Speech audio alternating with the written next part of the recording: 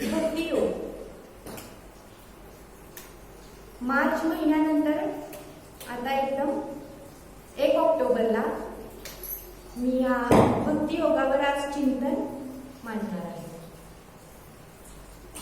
6, 7, 8 महिन्यामध्ये मनुष्याला कशा कशाचा विसर पडतो, अनेक गोष्टींचा विसर पडतो. अगदीच लग्न झालेली एखादी मुलगी असेल आणि ती जर का 8 महिने माहेरी जाऊन राहिली तर सासरच्यांचाही त्याला विसर पडतो नाही का? जर का या सांसारिक आवडीच्या गोष्टींचा मनुष्याला विसर पडत असेल तर या पारमार्थिक गोष्टीचा तर विसर पडणं अतिशय स्वाभाविक आहे. म्हणजे एखादी ओवी आपण घेतली असेल तर ती सतत उजळणी केल्याशिवाय आपल्या ती लक्षात राहणारी नाही. तर विषयच क्लिष्ट आहे ना. मुख्य या विषयाची आवड असणारेच मोजके जण असतात. म्हणून थोडासा मागचा आढावा घ्यायला पाहिजे. भक्ती योग चालू करताना भगवंतांना पहिल्यांदाच अर्जुनाने प्रश्न विचारलेला आहे. एवं सततयुक्ताये भक्तास्त्वां पर्युपासते ये चाप्यक्षरं व्यक्तं तेषां के योगवित्तमः. काय प्रश्न विचारला की हे भगवंता, तुझ्या 2 रूप आहेत. एक सगुण रूप आहे, एक निर्गुण रूप आहे. सगुण रूप म्हणजे काय? जे आपल्याला दिसतंय, जे आपण पाहू शकतो, अनुभवू शकतो, ज्याचं आपण गायन करू शकतो, श्रवण करू शकतो, ते सगुण रूप आहे. तर त्या सगुणाची उपासना करणारे अनेक जण आहेत, अनेक तुझे भक्त आहेत. आणि निर्गुणाची उपासना करणारे, निर्गुणाचं ध्यान करणारे म्हणजे जे दिसत नाही, शब्दांनी जे सांगता येत नाही, जे डोळ्यांनी दिसत नाही, हाताने स्पर्शाने आपण ते अनुभवू शकत नाही, असं जे निर्गुण रूप आहे त्याचं ध्यान करून प्राप्त करणारे, या दोन्हीतले योगवित्तम कोण आहे असं विचारलं. आता योगी, योगवित्त आणि योगवित्तम याचा आपण पूर्वी अभ्यास केलेला आहे, चिंतन केलेलं आहे की योगवित्त म्हणजे काय, की ज्याला तो भगवंत आणि मी भक्त असं कोणतंही द्वैत उत्पन्न झालेलं नाही, त्याच्यामध्ये ते द्वैत राहिलेलं नाही. म्हणजे तो भगवंत आणि मी एकच आहे. जीव आणि शिव ऐक्याची भावना त्या ठिकाणी निर्माण झालेली आहे. त्याला योगवित्तम असं म्हटलेलं आहे. म्हणजे अर्जुनाने पण किती हुशार प्रश्न केलेला आहे. असं विचारलं का की तुझ्या आवडीचा भक्त कोण आहे, असं विचारलं नाही. की सगुणाची उपासना करणारा देवा तुला आवडतो की निर्गुणाचं ध्यान करणारा देवा तुला आवडतो असं विचारलं का? नाही. तुला प्राप्त करून घेणारा कोण आहे या दोघांपैकी हे सांग. म्हणजे तू आणि मी एकच आहे ही स्थिती ज्याच्यामध्ये निर्माण होते तो कोण आहे हे सांग. मग भगवंतांनी वेगवेगळ्या प्रकारे भक्त म्हणजे काय आहे, योगी म्हणजे काय आहे याच्याबद्दल आपल्याला सांगितलेलं आहे. आणि मग ह्या 12व्या अध्यायामध्ये सगळ्या योगी भक्ताची लक्षणं सांगितली.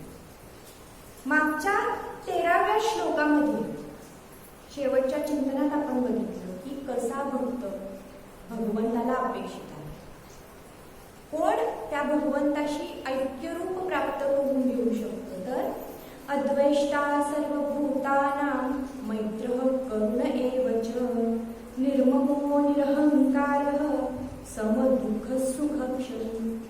खूप अवघड, काय खूप अवघड आहे. कारण की सर्व भूतांच्या ठिकाणी, सर्व प्राणीमात्रांच्या ठिकाणी ज्याला कोणत्याही प्रकारची द्वेष भावना नाही, बरं का? म्हणजे प्रत्येकाच्या बद्दल द्वेष नाही, तिथे काय असायला पाहिजे? प्रेम.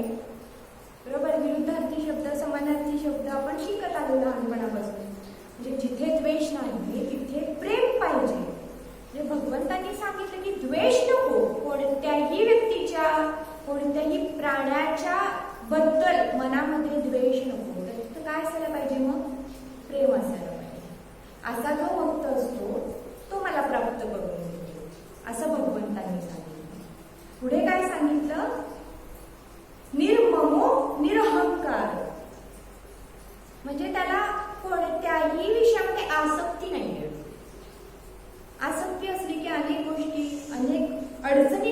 होतात. आसक्तीमुळे सगळं निर्माण होतं ना. मला हे पाहिजेच, मला हे काहीही झालं तरी पाहिजेच, आणि ते मिळालं नाही की मनाला दुःख होतं. दुःख झालं की त्या दुःखाचं रूपांतर रागामध्ये होतं. राग आला की मग त्याचं रूपांतर असमाधानामध्ये होतं.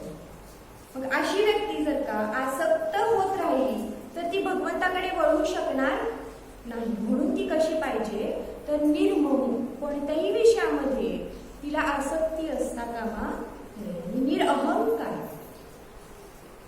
आसक्ती कधी राहते? ज्यावेळी मनुष्याला अहंकार, मी, माझं माझं माझं हे जिथपर्यंत आहे तिथे आसक्ती राहते. ती आसक्ती एकदा गेली की काय होणार आहे? आपोआप त्या व्यक्तीला परमात्मा काय आहे हे समजायला लागणार आहे.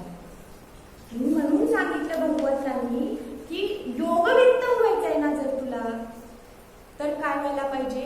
पहिल्यांदा तू भक्तीच्या मार्गावर यायला पाहिजे. मग भक्तीच्या मार्गावर तू आलास की तुला सद्गुरूंची आस धरायला पाहिजे. कारण की सद्गुरू वाचोनी सापडला सोयी, धरावे ते पाय आधी आधी. सद्गुरूंकडे गेलास ना की हळूहळू तुझा सगळा अहंकार, तुझी आसक्ती गळून पडेल. त्या विषयातून सगळ्या बाहेर येशील आणि तुला त्या परमात्म्याकडे जायचा जो रस्ता आहे तो दिसू लागेल. सद्गुरू कृपा काय असते? नाथ स्वामींना सद्गुरूंची कृपा झाली. पैठणमध्ये जन्म झाला नाथ महाराजांचा. लहानपणापासून आई वडील तर लहानपणीच निवर्तलेले होते. आजीनं सांभाळ केला. मग आजी बरोबर मंदिरामध्ये नाथ स्वामी कीर्तन प्रवचन ऐकायला जायचे. कीर्तन प्रवचनांमध्ये सद्गुरूंचा महिमा भरपूर ऐकला. पण प्रश्न पडला, 4-5 वर्षाची मुलं, आपल्या घरात लहान मुलं असतील माहिती असतं, नवीन कुठला शब्द ऐकला की त्यांना उत्सुकता निर्माण होते. हे म्हणजे काय, ते म्हणजे काय, ते म्हणजे काय. तशी उत्सुकता या छोट्या नाथाला लागून राहिली की आजी सद्गुरू म्हणजे काय. आजी सांगायची, अरे सद्गुरू म्हणजे आपली दुसरी माऊलीच असते. सद्गुरू म्हणजे आपली दुसरी माऊलीच असते. आई कशी आपली काळजी घेते तशी सद्गुरू आपली काळजी घेतात. आई कशी आपल्याला पाहिजे ती प्रत्येक वस्तू आपल्याला आणून देते, तशी सद्गुरू आपल्याला जे पाहिजे ते मिळवून देतात. मग एकनाथ महाराजांना ओढ लागली की सद्गुरू मला भेटावे.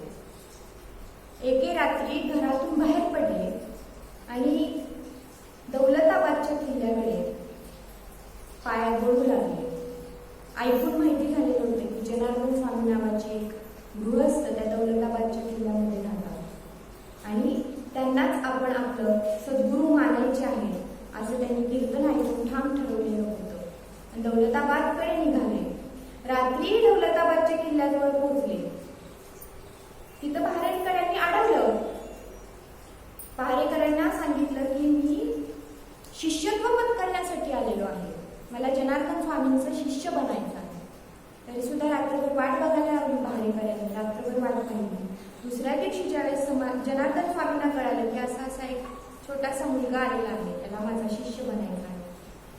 स्वामी आले. त्याला सांगितलं इतकं सोपं नाही आहे बरं का, शिष्य व्हायचं म्हणजे इतकं सोपं नाही. जी काही कामं पडतील किल्ल्यावरची ती करावी लागतील. कोणत्याही प्रकारची लाज बाळगायची नाही, कोणत्याही प्रकारचा आळस करायचा नाही. सगळे रूल्स जे असतात ना ते समजावून सांगितले. एकनाथ महाराजांना सगळं मान्य होतं. सगळ्या अटी मान्य केल्या. म्हणाले तुम्ही जी सांगाल ती पूर्व दिशा. मग अशा प्रकारे सगळ्या प्रकारचे शिक्षण जनार्दन स्वामींनी एकनाथ महाराजांना दिले. अगदी घोडस्वारी करण्यापासून किल्ल्याचा सगळा व्यवहार हिशोब ठेवण्यापर्यंत सगळं शिक्षण दिलं. आणि व्यवहार करण्याचं जे शिक्षण होतं ते शिकल्यानंतर सगळ्या किल्ल्याचा व्यवहार एकनाथ स्वामींकडे, एकनाथ महाराजांकडे सोपवण्यात आला.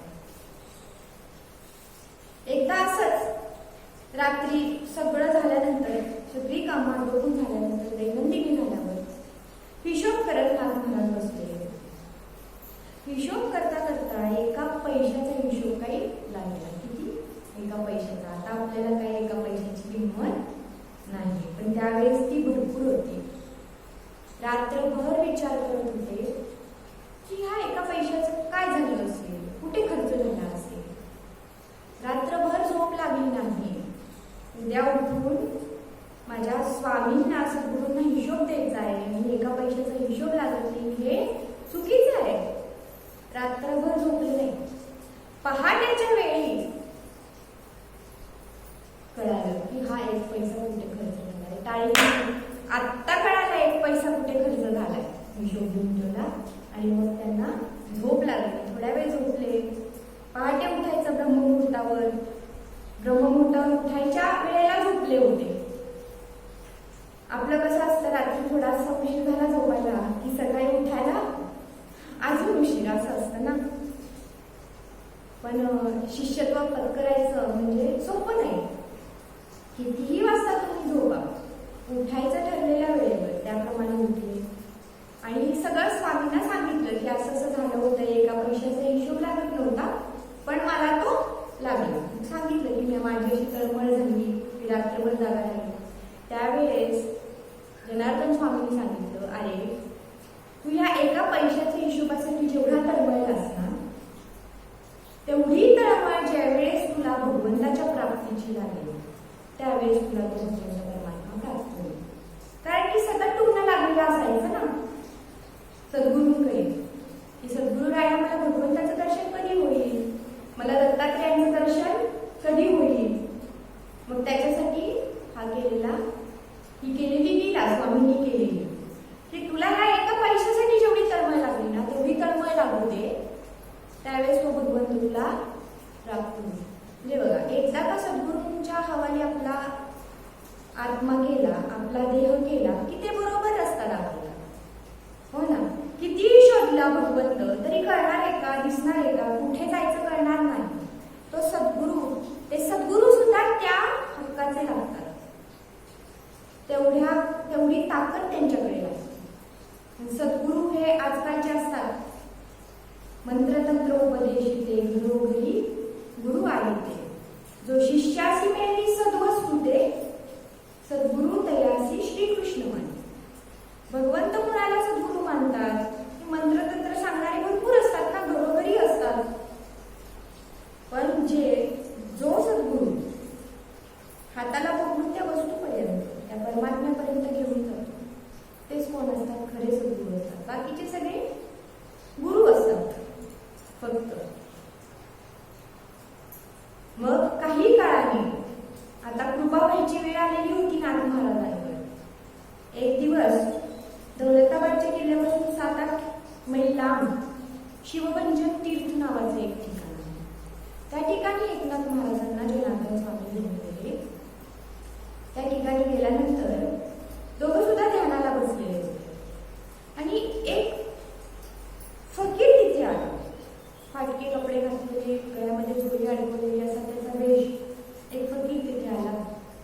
तो फकीर नव्हताच नाही, दत्तात्रेय स्वतःच फकीराच्या वेशामध्ये तिथे आलेले होते. आणि फकीर आणि जनार्दन स्वामी यांच्यामध्ये काही भाषण झालं, काही संवाद झाले, त्यांच्या एकमेकांची चर्चा झाली. ते सगळं होईपर्यंत नाथ महाराजांची साधना चालू होती, ध्यान चालू होतं. थोड्या वेळाने ध्यान संपल्यानंतर फकीरांनी स्वतःच्या झोळीतले भाकरीचे काही तुकडे काढले. बरोबर त्याच्या एक कुत्री होती, त्या कुत्रीचं दूध काढलं, वाडग्यामध्ये त्या भाकरीमध्ये कालवलं आणि जनार्दन स्वामींनी आणि फकीरांनी ती भाकरी आणि दूध खाल्लं. कटोरी म्हटलं सगळं दूध आणि भाकरी संपली. आता ती कटोरी त्या फकीराने नाथ महाराजांच्या हातामध्ये दिली. आपल्यासारखं कोणी असतं तर काय केलं असतं, त्याचा विचार तुमचा तुम्ही करायचा, माझा मी करायचा. पण एकनाथ स्वामींनी काय केलं, सद्गुरूंचा प्रसाद आहे, संपलाय, काय करायचं, त्याच्यामध्ये नदीचं पाणी घातलं आणि ते पाणी पिऊन टाकलं.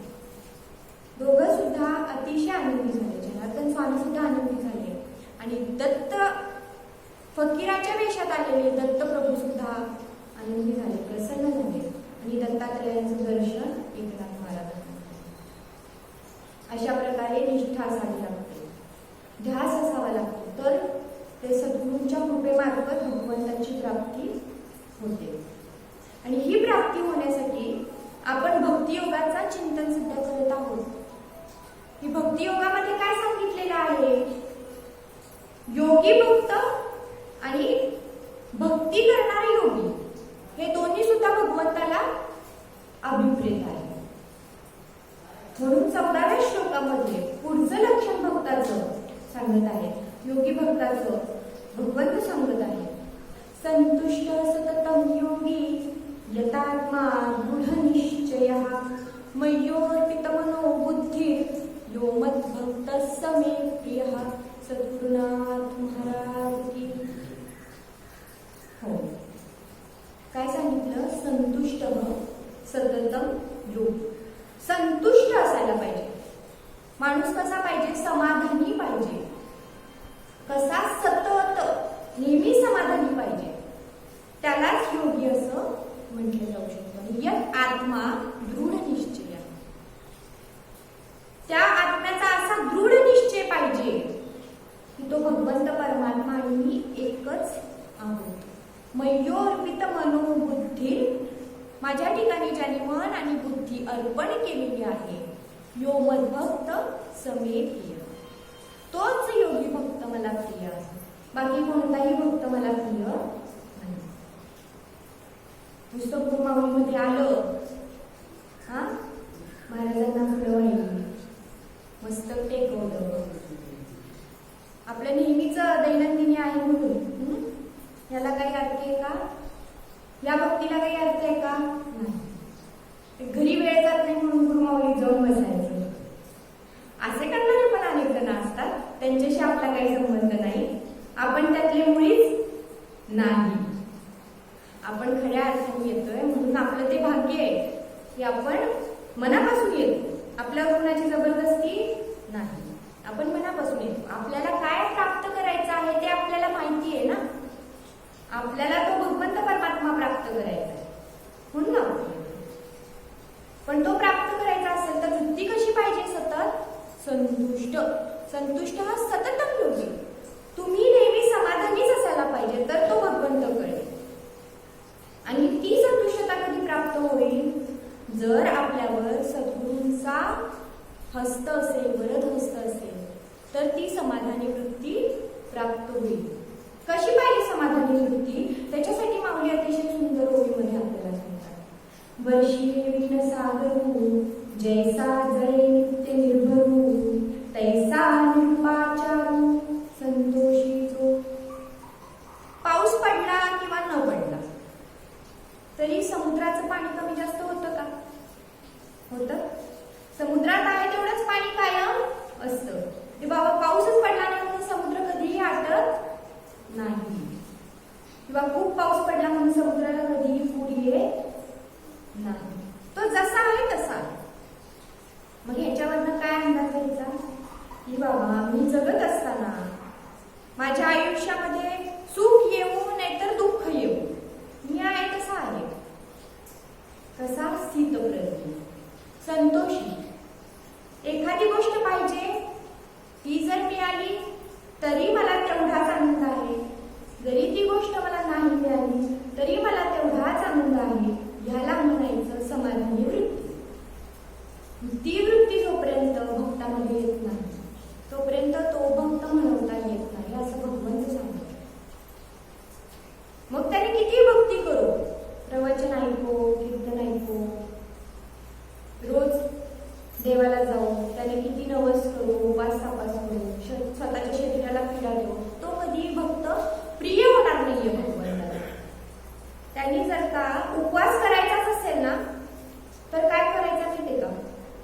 उपवास दिवशी रोजचं जेवण सोडायचं आणि साबुदाण्याची खिचडी, थालीपीठ, भगर, बटाट्याची भाजी, वेफर, शेंगदाण्याचे लाडू असला फराळ करण्याऐवजी जर एकादशी दिवशी किंवा उपवासाच्या दिवशी षडविकारांना बाजूला ठेवलं तर तो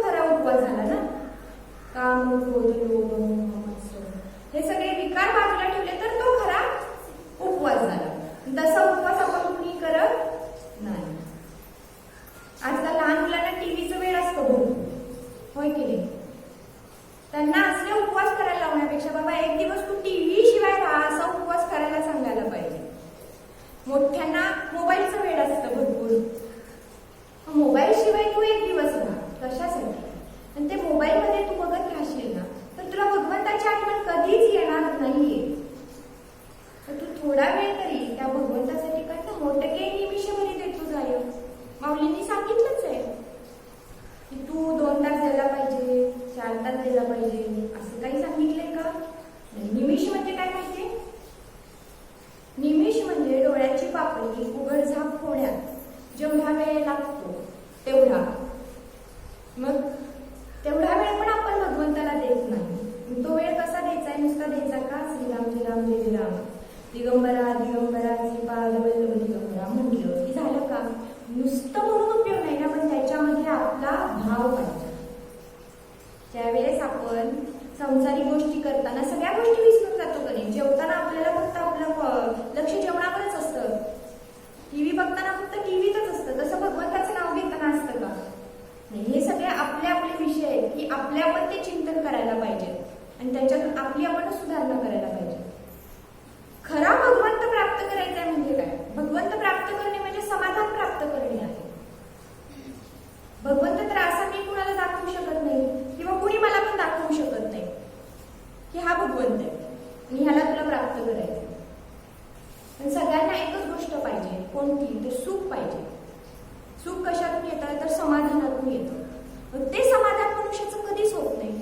म्हणून खरं सुख प्राप्त होत नाही. ते सुख प्राप्त करायचं असेल तर मनुष्याने समाधानी राहायला पाहिजे. ज्याप्रमाणे समुद्र नेहमी स्थिर असतो, पाऊस पडून येतच नको, तो नेहमी स्थिर, त्याप्रमाणे अर्जुना तो भक्तू तोची योगी तोची मुक्तू तो वल्लभा मी कांतू. ऐसा पहिले किती सुंदर दृष्टांत दिलाय बघा माऊलींनी. इतका सुंदर दृष्टांत आहे. माऊली सांगतात तो भक्तो, तो भक्तो, तो योगी, तो मुक्तू, तो वल्लभा मी कांतू. असा जो भक्त आहे तो नेहमी संतुष्ट असतो, ज्यांनी असा दृढ निश्चय केला आहे तो आणि मी एकच आहे, आणि ज्यांनी त्याच्या ठिकाणी मन बुद्धी अर्पण केलेली आहे. असा जो भक्त आहे तो योगी आहे, तो सगळ्या पाशातून मुक्त आहे. असा जो भक्त आहे ना त्याला कशाची उपमा दिली माहितीये का? वल्लभ म्हणजे पती. त्या भक्ताला पतीची उपमा माऊलींनी दिलेली आहे. आणि मी कांतू म्हणजे भगवंत कांत स्वतःला, कांता म्हणजे पत्नी. भगवंत स्वतःला पत्नी म्हणतात आणि भक्ताला पती म्हणतात. तर पतीवरच्या दर्जाचा का पत्नीवरच्या दर्जाची? पत्नी कुणाच्या मनाप्रमाणे वागते? पतीच्या मनाप्रमाणे वागते, बरोबर. जे भगवंत काय म्हणतात की तो भक्त म्हणजे पती आहे, मी भगवंत म्हणजे पत्नी आहे आणि मी कुणाच्या मनाप्रमाणे वागतो? माझ्या भक्ताच्या मनाप्रमाणे. किती सुंदर दृष्टांत आहे बघा. म्हणजे भगवंतांनी स्वतःपेक्षा वरचं स्थान कुणाला दिलेलं आहे? भक्ताला दिलेलं आहे. मग जर का एवढी महत्वाची जागा आपल्याला मिळवायची असेल तर त्यासाठी आपल्याला कसं व्हायला पाहिजे? आपल्याला किती गोष्टींचा त्याग करायला पाहिजे आणि स्वतःला आपल्याला तेवढा अधिकार निर्माण करण्यासाठी खूप गोष्टी करणं महत्वाचं आहे. तर पती आणि पत्नी यांचं नातं तर सगळ्यांना माहिती आहे, वेगळं काही सांगायची गरज नाही. पण पत्नी आणि पती यांचे पण वेगवेगळे प्रकार असतात. भगवंत कशा प्रकारची पत्नी आहे? तर सगळं ऐकणं आहे. आता पतिव्रता पत्नी याच्यावरून एक दृष्टांत आठवला तो सांगतो. म्हणजे सगळ्यांची झोप पण थोडीशी जाईल, बरोबर. एक पतिव्रता स्त्री असते आणि ती तिच्या नवऱ्याची एवढी सेवा करायची की काय बोलायचं काम नाही. रोज आल्यावर शेतातून राबून आल्यानंतर पाणी द्यायची, चहा द्यायची. ते तर सगळ्याच करतात. कोण ह्याच्यात काय नवल ना, पण पुढे खरी नवल आहे ना, ते सांगते तुला ऐका.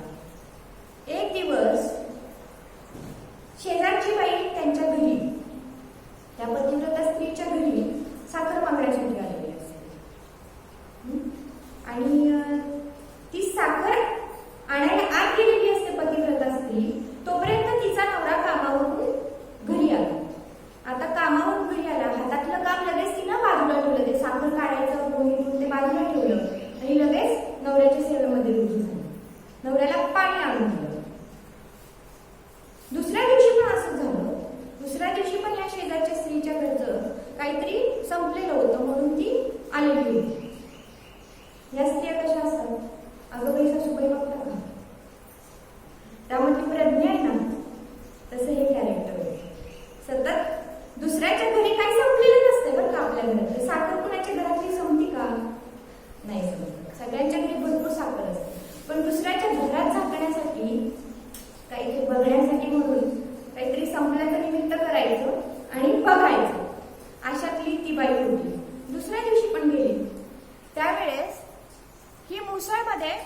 मुसळी ना ती कांडत होती, धान्य कांडत होती.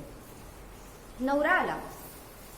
तिनं काय केलं, ती मुसळ जी धान्य कांडत होती ती वरती गेलेली होती, ती तिनं तशीच खाली सोडली आणि नवऱ्याला पाणी देण्यासाठी धावत सुटली. आता ही शेजारची बाई बघत होती, तर आश्चर्य काय झालं, ती जी मुसळ तिनं सोडलेली होती ती अशी वरचेवर आधांतरीच राहिलेली होती, ती खाली काही पडली नाही. मग तिनं नवऱ्याला पाणी दिलं, चहा नेऊन दिला आणि परत आली आणि कांडायला सुरुवात केली. मग हे आश्चर्य बघून तिने विचारलं, काय ग बाई, तू मुसळीन धान्य कांडत होतीस आणि तू तशीच मुसळ वरती टाकून गेली, ती वरतीच कशी काय राहिली, खाली कशी काय नाही पडली? ती म्हणाली की मला नक्की काही सांगता येणार नाही, पण कदाचित हे मी जी पतीची नेहमी सेवा करते त्याचं सामर्थ्य असू शकतं. म्हणते हो असं असतंय का, म्हणजे अशी जादू होते पतीच्या सेवेने? ठीक आहे म्हणते. मग दुसऱ्या दिवशी ती स्वतःच्या घरी असेल, स्वतःच्या नवऱ्याला सकाळी कामाला जाताना सांगून ठेवते की अहो तुम्ही आज रात्री आलात, संध्याकाळी आलात ना की मला पाणी मागा बरं का. या नवऱ्याला एकदम आश्चर्य वाटतं, अरे आज दिवस कुठं उगवलाय, पाणी म्हणजे माझं मी घेऊ शकतो की, पण ठीक आहे आता बायकोचा आदेश आहे म्हटल्यावर ठीक आहे म्हणतो. संध्याकाळी घरी कामावर नाही येतो, ही मुसळ घेऊन बसलेली असते धान्य कांडत. नवरा पाणी मागतो, ही मुसळ अशी वरती सोडते आणि पाणी आणायला कुठे जाते, ती मुसळीकडेच बघत बसते की वरती तरंगते का, वरती तरंगते का. ती पडती तिच्या तोंडावर, या ग आई आई आई म्हणून रडकून तिला येते, लागते जोरात चांगली मुसळ. आणि नवरा परत म्हणतो, अगं पाणी देतेस ना, अरे थांब रे मेल्या, मला इथं लागलंय ते बघायचं सोडून तू पाणी पाणी काय करते. म्हणजे अशा दोन प्रकारच्या स्त्रिया असतात. नुसतं सेवेचा दिखावा केला की मेवा मिळत नाही. ती खरी सेवा अंतःकरणापासून जर का केलेली असेल तर. म्हणून भक्त पण कसा पाहिजे, खरी सेवा करणारा पाहिजे ना, तर भगवंताची पत्नी होईल, भगवंत पत्नी होईल त्या भक्ताची, बरोबर. म्हणून काय करायला पाहिजे, तर सद्गुरूंची कास धरायला पाहिजे. पुढे 15व्या श्लोकामध्ये, आता आपला 12वा अध्याय संपत आलाय बरं का, 20 श्लोक आहेत एकूण, त्यातले आपण 15 पर्यंत आता आलेलो आहे. लॉकडाऊन पूर्वी 13 श्लोक झाले, आज 14वा झाला. 15वा पण थोडक्यात सांगतो. यस्मान्नोद्विजते लोको लोकान्नोद्विजते जयः हर्षामर्षभयोद्वेगे मुक्तो यः स च मे प्रियः. परत सांगितलंय कोणता प्रिय आहे मला भक्त, यस्मान्नोद्विजते लोको, ज्यांच्यामुळे लोकांना कधीही उद्वेग होतो, कोणत्याही विकाराचा उद्वेग होतो असा भक्त, किंवा ज्याला लोकांमुळे त्याच्या कुठल्याही विकारांचा उद्वेग होते. आता विकार आपण सांगितलेले, काम, क्रोध, मोह, मत्सर, हे जे विकार आहेत त्यांचा उद्वेग होते, ह्या गोष्टी होत नाही, तो भक्त भगवंताला प्रिय आहे. हर्षामर्ष भयोद्वेग, हर्ष म्हणजे काय तर आनंद, अमर्ष म्हणजे काय तर मत्सर, भय, भय म्हणजे काय तर भीती. या सगळ्यांपासून जो मुक्त आहे तो भक्त भगवंताला प्रिय आहे. याप्रमाणे माऊली ह्या श्लोकाचं निरूपण करत आहे. तरी सिंधुचे माझे जळचराग्नी नुपजे आणि जळचरी नुबगेजे समुद्र जैसा. जर समुद्राला सुनामी आली, सिंधूचे की माझे म्हणजे माझला समुद्र. आता समुद्र माझणे म्हणजे काय तर माझ्या बुद्धीप्रमाणे मी ह्याचं विवरण केलं आहे की समुद्राची सुनामी येते. सुनामी आली तर इतर आसपासची लोक असतील ती भीती, बरोबर आहे का. पाणी आलं मोठ्या प्रमाणामध्ये, काठावर असणारी माणसं ती पळून जातील. पण समुद्रामध्ये राहणारे जे प्राणी आहेत त्याला त्याचं भय वाटणार आहे का. त्या सुनामीचं भय त्या प्राण्यांना वाटणार नाहीये, कारण ते त्या पाण्यातच राहत आहेत, त्या पाण्याची त्यांना सवय आहे. किंवा जर का आज समुद्रामध्ये 10 लाख जलचर आहेत, त्याच्या उद्या जर का 15 लाख झाले, तर समुद्राला त्याचा वीट येणार आहे का? समुद्र कंटाळणार आहे का? समुद्र म्हणणार आहे का की नाही एवढ्या संख्येच्या वरती काय मी प्राण्यांना जागा देणार नाही? असा आजादूचा भाव त्या समुद्रामध्ये नाही. किंवा समुद्रातल्या प्राण्यांना सुद्धा ते पाणी वाढलं काय, कमी झालं काय, सुनामी आली काय, नेहमीसारखं असलं की काही फरक पडणार नाही का? कारण की ते एकच आहेत हे त्यांना पूर्णपणे माहिती आहे. तिथे कुठल्याही प्रकारचं द्वंद्व राहिलेलं नाही. अशी अवस्था आपल्यामध्ये निर्माण व्हायला पाहिजे असं माऊली आणि भगवंत सांगत आहे की कोणतीही व्यक्ती ही परमेश्वराचा अंशच आहे. मी जशी आहे तशीच ती व्यक्ती आहे. अशी ऐक्य भावना जेव्हा निर्माण होईल त्यावेळी कोणत्याही प्रकारचे विकारच उत्पन्न होणार नाही. कुणाला कुणाचा उबग येणार नाही, कुणाला कुणाबद्दल द्वेष वाटणार नाही, कुणामुळे कुणाच्या भावनांचा उद्वेग होणार नाही, कुणाला कुणाचा मत्सर वाटणार नाही. अशी ज्या वेळेस अवस्था त्या भक्ताला प्राप्त होईल तोच भक्त भगवंताला प्रिय आहे. ऐसा द्वंद्व निर्मुक्तू भयोद्वेगो रहितू याही वरी भक्तू माझ्या ठाई. आता शेवटच्या ओळीमध्ये माऊली काय सांगतात? असा जो द्वंद्वातून मुक्त झालेला आहे, ज्याला कशाचं भय नाही, ज्याला कशाचा खूप प्रमाणात आनंद नाही, ज्याला मत्सर नाही, ज्याचा सगळ्या विकारांवर कंट्रोल आहे किंवा ज्याची सगळ्या विकारांवर सगळ्या इंद्रियांवर सत्ता आहे, असा भक्त हा भगवंताला प्रिय आहे. हा भक्त भगवंतापासून विभक्त नसतो. बाकी सगळे भक्त आहेत ते भगवंतापासून विभक्त असतात कारण की त्यांची आसक्ती दुसऱ्या गोष्टींमध्ये असते. मला एखादी गोष्ट पाहिजे म्हणून भगवंताकडे जाणे हे चांगलं आहे का? भगवंत तुम्हाला सगळं दिलेलं आहेस आणि त्याची कृतज्ञता व्यक्त करण्यासाठी मी तुझ्या जवळ येतो, ही भावना चांगली कारण ती आधीची भावना चांगली. हे आपणच ठेवायचं. आपल्याकडे सुद्धा जर कोणी स्वार्थापोटी आलं तर आपल्याला ते आवडत नाही, होय की नाही? मग आपण काय म्हणतो की 2 वर्ष झाली माझ्याकडे आला नाहीये, हा आणि तर गरज पडली म्हणून माझ्याकडे आले. आपण करू, जर का चांगलं मन असेल तर आपण मदत करू, पण मनामध्ये आपल्या चांगल्या भावना नसतात. त्याचप्रमाणे भगवंताला सुद्धा जर आपल्याला प्रिय व्हायचं असेल तर त्याच्याकडे कामापुरतं जाऊन उपयोग नाही. काम नसताना सुद्धा जावं. त्याने जे आपल्याला सगळ्या गोष्टी दिलेल्या आहेत त्याचे आभार मानण्यासाठी जावं. तिथे जाऊनच करणं महत्वाचं नाही, घरात